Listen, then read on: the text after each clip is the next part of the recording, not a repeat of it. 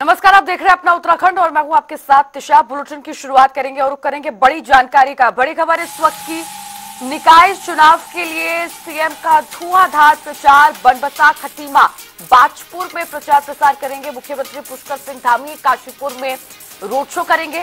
BJP प्रत्याशी के समर्थन में वोट की अपील करेंगे। तो निकाय चुनाव नजदीक है और निकाय चुनाव की तैयारियों में भारतीय जनता पार्टी पूरी तरह से जुट चुकी है।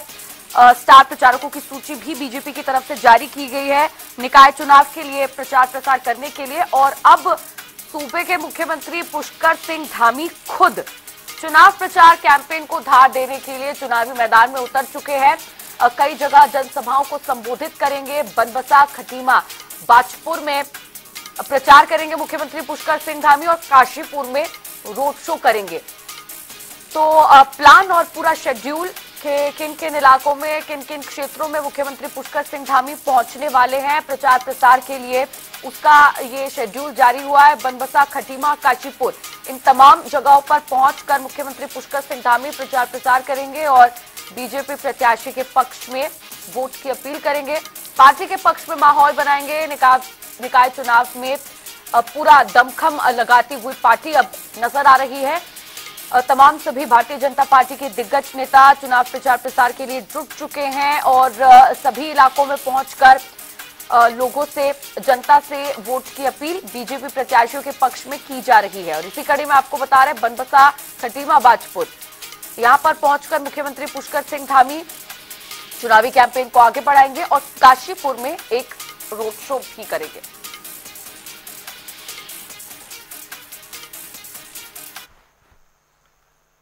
और चलिए बढ़ेंगे खबरों में आगे। खबर हरिद्वार से है, जहां मुख्यमंत्री के रोड शो के दौरान एक महिला के साथ हादसा हो गया। सड़क पर चल रही एक कार महिला के पैर पर चढ़ गई। इस घटना के बाद गंभीर रूप से घायल महिला को अस्पताल में भर्ती कराया गया, जहां इलाज के दौरान पता चला कि महिला के दोनों पैर फ्रैक्चर हो गए हैं। तो वहीं शिवालिक नगर पालिका के प्रत्याशी ने घायल महिला से मुलाकात कर पूरी मदद करने का आश्वासन भी दिया।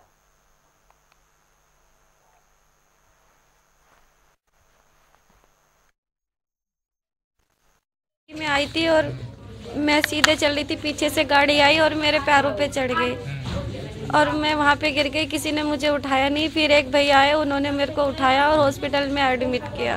ये तो मुझे नहीं पता किसी की नज़र पड़ी या नहीं पड़ी। भाभी मेरे साथ में थी, भाभी ने रोकने की कोशिश करी, कोई नहीं रुका। और फिर एक भैया आए, उन्होंने मेरे को उठाया, पानी पिलाया और फिर हॉस्पिटल लेकर के आए हो। पता नहीं, मैं तो बेहोश हो गई, मुझे अपना खुद का होश नहीं रहा। मुझे नहीं पता किसी ने देखा कि नहीं देखा, बस वो भैया मेरे को यहाँ पे लेके आए। अभी पैर में 3-4 जगह फ्रैक्चर है, इसमें भी है, इसमें कम है, इसमें ज़्यादा है।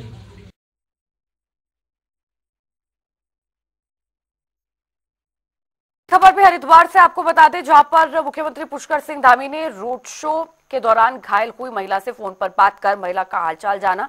इस दौरान सीएम ने पीड़िता को हर संभव मदद करने का आश्वासन भी दिया।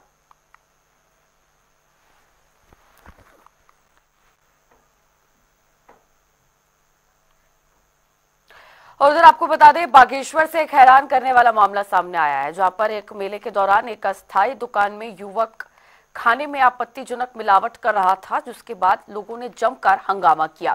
तो वहीं मामले को गंभीरता से लेते हुए पुलिस ने आरोपी को गिरफ्तार कर लिया है। फिलहाल पुलिस पूरे मामले की गहनता से जांच करने में जुटी हुई है। वह भी सही रास्ते पर आ जाएंगे, उनको भी सही रास्ते पर लाएंगे। देवभूमि की जो डेमोग्राफी है वो लगातार बदल रही है। उस चुनौती का समाधान करने के लिए, यहाँ की सांस्कृतिक पहचान को संरक्षित रखने के लिए हमने लैंड जिहाद के खिलाफ कार्रवाई की है, हमने लव जिहाद के खिलाफ कार्रवाई की है और अभी थूक जिहाद के खिलाफ भी हमने कठोर कार्रवाई की है, कठोर कदम उठाए हैं। इसके साथ ही हमने धर्मांतरण रोधी कानून बनाया है, हमने दंगा रोकने के लिए दंगा रोधी कानून बनाया है। भाइयों बहनों, हम देहरादून को एक विकसित नगर बनाने के लिए पूरी तरह से प्रतिबद्ध हैं, लेकिन कुछ लोग, जैसा अभी काऊ भाई कह रहे हैं,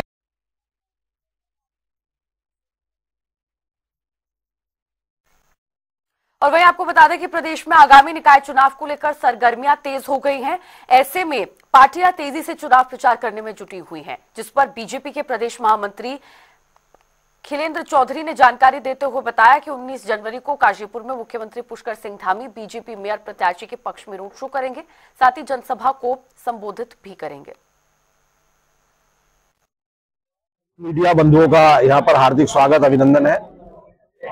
आज पत्रकार वार्ता का उद्देश्य कल माननीय हमारे मुख्यमंत्री पुष्कर धामी जी काशीपुर में आ रहे हैं और जनसंपर्क के माध्यम से, रोड शो के माध्यम से जनता से रूबरू होंगे, जनता से मिलेंगे और कल 1:30 बजे किले से लेकर एमपी चौक यानी महाराणा प्रताप चौक तक एक हजार लोगों के साथ संपर्क करते हुए, रोड शो करते हुए हमारे काशीपुर में रहने वाले हैं। उसके बाद 2:30 बजे जो अपनी पर्वतीय रामलीला जहां इस बार हुई थी कृष्णा पब्लिक स्कूल के पीछे, उसी मैदान में एक वार्ड नंबर 1 की जनसभा वहां पर होने वाली है। उसमें भी हमारे 7-8 हजार लोग रहने वाले हैं और रोड शो में भी हजार लोग रहने वाले हैं।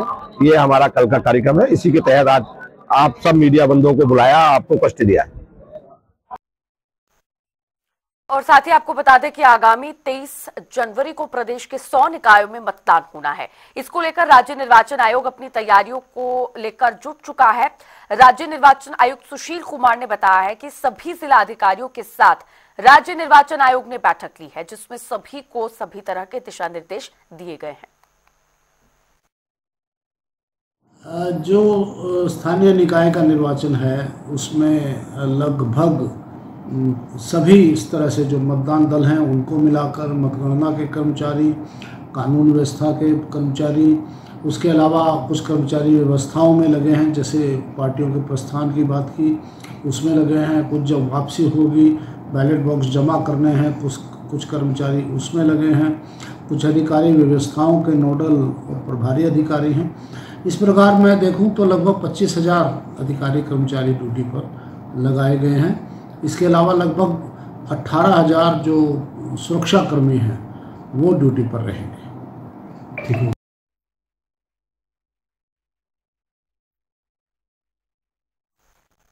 और वहीं आपको बता दें कि निकाय चुनाव जीतने के लिए बीजेपी और कांग्रेस पूरे जोर शोर के साथ चुनावी प्रचार में जुटे हुए हैं। तो वहीं देहरादून में डालनवाला के वार्ड 47 में बीजेपी और कांग्रेस के कार्यकर्ता आपस में भिड़ गए। हालांकि इसके बाद कोई बड़ा नुकसान नहीं हुआ है। देखिए हमारे संवाददाता यशराज आनंद की इसी पर यह खास रिपोर्ट।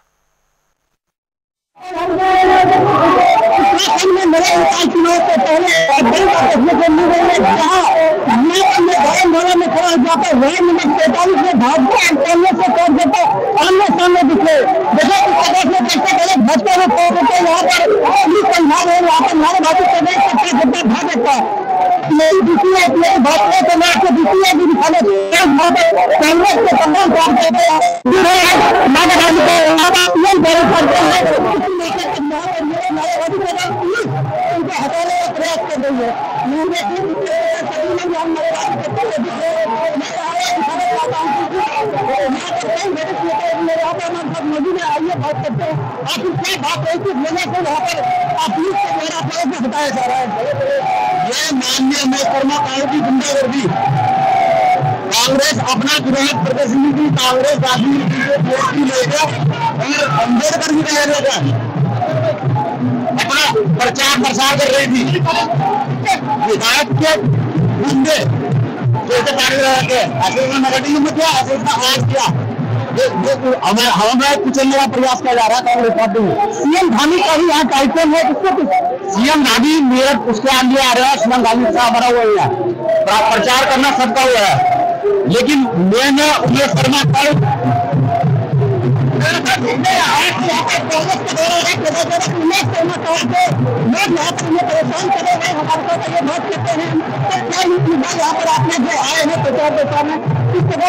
हटाया भी जा रहा है, ये बता दो। देखिए प्रशासन पुलिस अपना काम करती है, शांति व्यवस्था के लिए जो दूध रुका होना चाहिए, ठीक है। यहाँ कंपटीशन नहीं हो रहा है, कोई बल्लेबाजी नहीं हो रही है। एक शांतिपूर्वक विरोध प्रदर्शन किया कांग्रेस के प्रत्याशी के समर्थकों ने, सपोर्टरों ने, और जिस तरह से भाजपा का यहाँ पर सीएम का कार्यक्रम है, प्रोटोकॉल के हिसाब से उनको ये व्यवस्था सुचारू चलानी चाहिए। हम इसमें कोई वो नहीं समझते कि भाई व्यवस्था सुचारू नहीं चलनी चाहिए। अब आमने सामने प्रोग्राम का होना, भाजपा वालों का प्रोग्राम स्थल जो है प्रत्याशी के घर पे करना, ये थोड़ा सा अच्छा नहीं लगता, कहीं और भी हो सकता था। ये मंशा भाजपा के लोगों की तरफ से है कि यहाँ पर इनके घर पे प्रोग्राम करके बलवा किया जाए।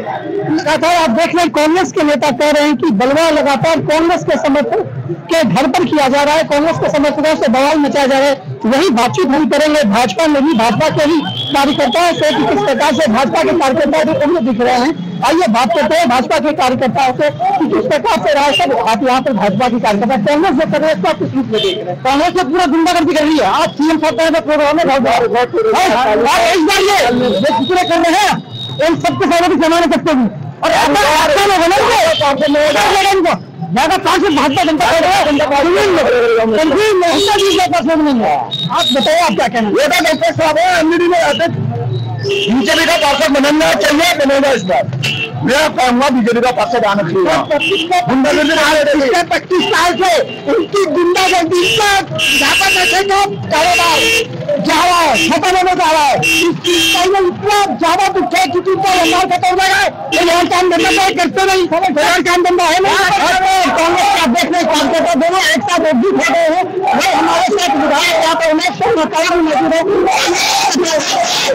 किस प्रकार से जिस प्रकार से असफल का कार्यक्रम है यहाँ पे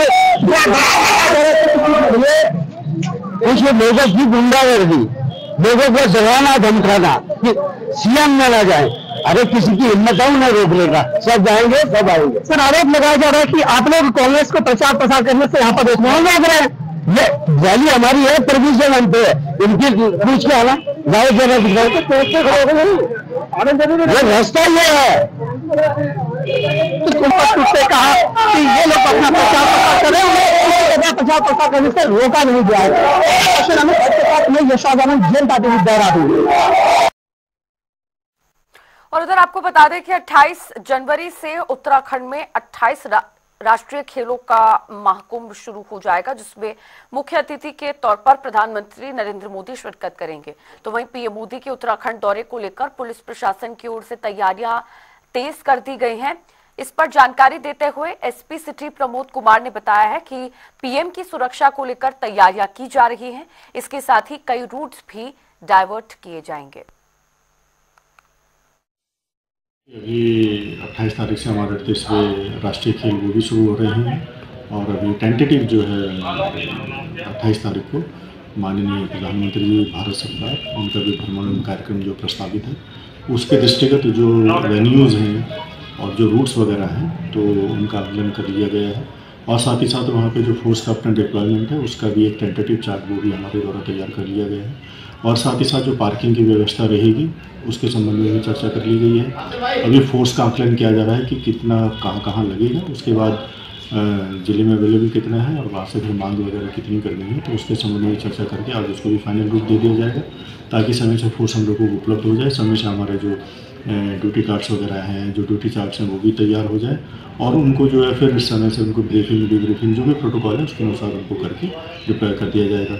और जहाँ तक राष्ट्रीय खेलों का सवाल है तो जो कंपनी उनको देख रही है उनके साथ भी हमारी कई दौर की बैठकें हो चुकी हैं। जो उनके रुकने के स्थान है, जो खिलाड़ी आएंगे, वॉलंटियर्स आएंगे, उनके संबंध में चर्चा की गई है। फिर वहाँ से उनका जो आयोजन स्थल तक उनका क्या रूट रहेगा उसके संबंध में चर्चा कर वहाँ पे रूट पे ड्यूटी डिप्लॉय की जाएंगी। प्रतिदिन जो उनका जिस भी इवेंट रहेगा तो उसके हिसाब से ड्यूटी डिप्लॉय की जाएंगी। प्रदेश में 28 जनवरी से अंतर्राष्ट्रीय खेल शुरू होने जा रहा है, जिसको लेकर प्रशासन जोरों से तैयारियां कर रहा है, जिस पर परिवहन अधिकारी सुनील शर्मा ने जानकारी देते हुए बताया कि अंतर्राष्ट्रीय खेलों को लेकर परिवहन विभाग पूरी तरह से तैयार है। उन्होंने आगे बताया कि परिवहन विभाग सिटी बसों के लिए अस्थायी परमिट 21 दिन के लिए जारी कर रहा है ताकि गेम स्थल तक पहुंचने के लिए लोगों को किसी प्रकार की कोई परेशानी का सामना न करना पड़े। देखिए, उत्तराखंड के अंदर 38वें राष्ट्रीय खेल हो रहे हैं। ये एक पर्व की तरह है जो उत्तराखंड में मनाया जा रहा है और प्रशासन और सरकार का ये मानना है कि ज़्यादा से ज़्यादा लोग, ज़्यादा से ज़्यादा दर्शक गेम्स को देखने जाएं, कॉम्पिटिशन्स को देखने जाएं। उसको देखते हुए परिवहन विभाग ने भी आम जनता को कम दाम पर जो भी स्टेडियम्स हैं या जहाँ पर भी गेम्स हो रहे हैं वहाँ पहुँचने के लिए व्यवस्था करी है। उसके अंतर्गत हम टेम्परेरी परमिट दे रहे हैं।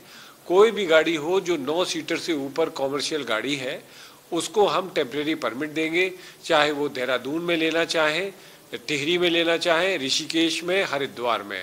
हमारे यहाँ पर आए, ये 21 दिन के जो खेल शुरू हो रहे हैं 24 तारीख से लेकर 14 तारीख तक हमारे पास आए, हम उनको टेम्परेरी परमिट देंगे और उनका मुख्य मार्गों पर संचालन करें ताकि लोगों को अच्छी सेवा मिले और सस्ते में सीधे स्टेडियम तक पहुँच सकें। वो राज्य में होने वाले 38वें नेशनल गेम्स की तैयारी जोरों शोरों से चल रही है, जिसको लेकर हल्द्वानी में कुमाऊं कमिश्नर दीपक रावत ने मिनी स्टेडियम और गोलापार अंतर्राष्ट्रीय स्टेडियम का निरीक्षण किया। इस दौरान उन्होंने तैयारियों में हो रही देरी को लेकर खेल विभाग के अधिकारियों को जमकर फटकार भी लगाई। साथ ही उन्होंने अधिकारियों को साफ सफाई की व्यवस्था को लेकर रेलवे के अधिकारियों को दिशा निर्देश भी दिए। के टोटल 7 इवेंट्स हैं गोलापार के स्टेडियम में जो होने हैं, तो उसकी जो तैयारियां हैं उसको देखने के लिए आज मैं आया था। कुछ इश्यूज़ यहाँ पे जो हमारा स्विमिंग पूल है उसकी हीटिंग से रिलेटेड थे, जिस पे काम अभी चल रहा है और जो कार्यदायी संस्था है उनका कहना है कि वो इसको आज और लेट से लेट कल सुबह तक पूरा कर देगी ताकि उसके बाद ये हीटिंग को ऑन कर सकें। उसके बाद जो बाकी व्यवस्थाएं इसमें जो इवेंट मैनेजमेंट कंपनी है उनको देखना है, जैसे डाइनिंग का हैंगर है, लाउंजेस बनने हैं, अंदर अलग अलग स्पेस डिमार्केट होना है, उसके काम को भी यहाँ पे देखा गया है। और कुछ एक मसले जो बाद में होंगे जिसमें पब्लिसिटी मटेरियल है, इंटरनल डेकोरेशन है, उसकी भी टीम इन प्लेस आ चुकी है। और जो दूसरी इवेंट मैनेजमेंट कंपनी है जिनको केटरिंग देखनी है, किचिंग देखना है, उनसे भी यहाँ पे बात हो चुकी है। और कुल मिला के इन सभी कामों को तय जो समय सीमा है उसके अनुसार लगातार इसकी मॉनिटरिंग की जा रही है और सुनिश्चित करवाया जा रहा है। उधर आपको बता दें, चंडीघाट स्थित नमामि गंगे घाट में गंगा जल उपलब्ध नहीं है, जिस कारण दाह संस्कार करने वाले स्वजनों और नातेदारों को संस्कार करने के बाद स्नान करने के लिए दूसरे घाट जाने को मजबूर होना पड़ रहा है। तो वहीं इसको लेकर कांग्रेस प्रदेश प्रवक्ता शीशपाल बिष्ट ने भी सरकार पर सवाल उठाए हैं। उन्होंने क्या कुछ कहा, वो सुनिए। भारतीय जनता पार्टी लगातार हिंदुत्व की बात कर रही है और हिंदुत्व के एजेंडे पे ही देश में और प्रदेश में भारतीय जनता पार्टी ने कई बार सरकारें बनाई हैं। और हरिद्वार में हमारे सनातन प्रेमी हिंदू धर्म के लोग अपने लोगों का अंतिम संस्कार करने के लिए बड़ी मात्रा में आते हैं। और हरिद्वार के चंडी घाट में बहुत समय से जिस तरीके से गंगा की धारा नहीं बह रही है, लोग निराश हो रहे हैं, क्योंकि अंतिम संस्कार के लिए जब आते हैं तो वहां पर गंगा की धारा भी बहनी चाहिए, क्योंकि लोग स्नान भी करते हैं, अपने पूर्वज अपने मृतक लोगों की अस्थियों का विसर्जन भी करते हैं। और कहा जा रहा है कि गंगा में अवैध तरीके से खनन हो रहा है। मात्र सदन भी इस पे कई बार आंदोलन कर चुका है, प्रधानमंत्री को चिट्ठी भी लिख चुका है, आमरण अनशन पर भी बैठ चुका है, तभी सरकार के कान पे जू नहीं देख रही है। और गंगा की धारा इसलिए बंद की गई है कि भू माफिया धड़ल्ले से। भारतीय मौसम विज्ञान विभाग ने अपना स्थापना दिवस पूरे देश में धूमधाम से मनाया। दरअसल भारत मौसम विज्ञान विभाग अपनी 150 वर्षों की यात्रा पूरा कर चुका है। इस यात्रा को पूरा करने के दौरान नई तकनीकियों के साथ ही लगातार इसमें सुधार भी होता रहा। तो वहीं इसको लेकर मौसम विज्ञान केंद्र देहरादून के निदेशक डॉक्टर विक्रम सिंह ने बताया कि 1875 में इसकी स्थापना के बाद से ही ये लगातार मौसम संबंधी गतिविधियों को आम जन तक पहुंचाता आ रहा है। 15 जनवरी 2025 को हमारे 150 साल पूरे किए आईएमडी ने, जो उसकी जर्नी रही है। शुरुआत एक हुई थी जो है 1875 में, और इसका जो हेडक्वार्टर्स पहले थे कोलकाता में था। फिर उसके बाद आगे जो एक्टिविटी बढ़ती गई, चीजें थी, और उसके बाद ये जो है शिमला में शिफ्ट हुआ जो हेडक्वार्टर्स था। फिर शिमला से बाद में पूना में शिफ्ट हुआ, और फाइनली अब हमारा जो हेडक्वार्टर्स है वो न्यू दिल्ली में है। तो आईएमडी ने जहाँ ऑब्जर्वेशन जो शुरुआत हुई थी वहां से था, और फिर वो डेटा कलेक्ट करते हुए क्लाइमेटोलॉजी और इस तरह की चीजों को तैयार किया गया। और एक मानसून की फोरकास्ट जो शुरू से ही भी दी जाती थी, क्योंकि मानसून कहीं ना कहीं जो हमारी इकोनॉमी है उसके लिए बहुत इंपॉर्टेंट था। तो वो सब चीजें चलती रही हैं। और आज के समय में जब आप बात करते हैं तो टेक्नोलॉजिकली और जो साइंटिफिकली जो काफी इनोवेशन और इम्प्रूवमेंट हुए, उसकी वजह से जो मौसम विभाग है उसने भी काफी क्वांटम जंप किया है अपने फोरकास्टिंग में, चाहे वो क्लाइमेटोलॉजिकल सर्विसेज है या एनवायरनमेंट है या जो और सर्विसेज वो प्रोवाइड करता है डिफरेंट स्टेक होल्डर्स को, तो उसमें काफी जंप हुआ है। और वहीं आपको बता दें कि राज्य में तेजी से सड़क हादसों का ग्राफ बढ़ता जा रहा है, जिसको लेकर यातायात निदेशालय ने अधिकारियों को सड़क हादसों में कमी लाने के निर्देश दिए हैं। साथ ही प्रत्येक दुर्घटना के संबंध में विश्लेषण करते हुए घटना के कारणों को चिन्हित करने का भी आदेश जारी किया है। जितने भी मेजर एक्सीडेंट्स हैं उनको सभी को हम लोग रिव्यू कर रहे हैं, क्या कारण रहे, जहाँ पर भी हमको लगता है कि कुछ ऐसी एनफोर्समेंट के लेवल पे इश्यूज़ हैं जिन पे हम बेहतर कर सकते हैं, उनको लेकर के जो डिस्ट्रिक्ट्स हैं उनको कम्युनिकेट किया गया है। एनफोर्समेंट को और ज़्यादा इफेक्टिव कैसे हम लोग कर सकते हैं और एक्सीडेंट को मिनिमाइज़ करने के लिए जो भी उनको रिव्यू करने के बाद, एग्जामिन करने के बाद जो भी रीजंस हमको समझ में आते हैं जहाँ से हमको मिनिमाइज़ किया जा सकता है, उसको लेकर के भी डिटेल्स में डायरेक्शंस जो है डिस्ट्रिक्ट्स को इशू किए गए हैं। और जहाँ पर एनफोर्समेंट में कमी आई है उनको खासतौर से बताया गया है। जो डिस्ट्रिक्ट्स जो है जो आइडेंटिफाई हुए हैं जहाँ पर कुछ एनफोर्समेंट कम देखा गया है, उनको कम्युनिकेट किया है कि एनफोर्समेंट को बढ़ाया जाए और फोकस रहें कि किस तरीके से एक्सीडेंट को हम लोग मिनिमाइज़ कर सकते हैं। जो भी एनफोर्समेंट की कार्रवाई है वो उसी डायरेक्शन में होनी चाहिए। और इस खबर के साथ बुलेटिन में फिलहाल के लिए इतना ही, रुकेंगे एक छोटे से ब्रेक के लिए।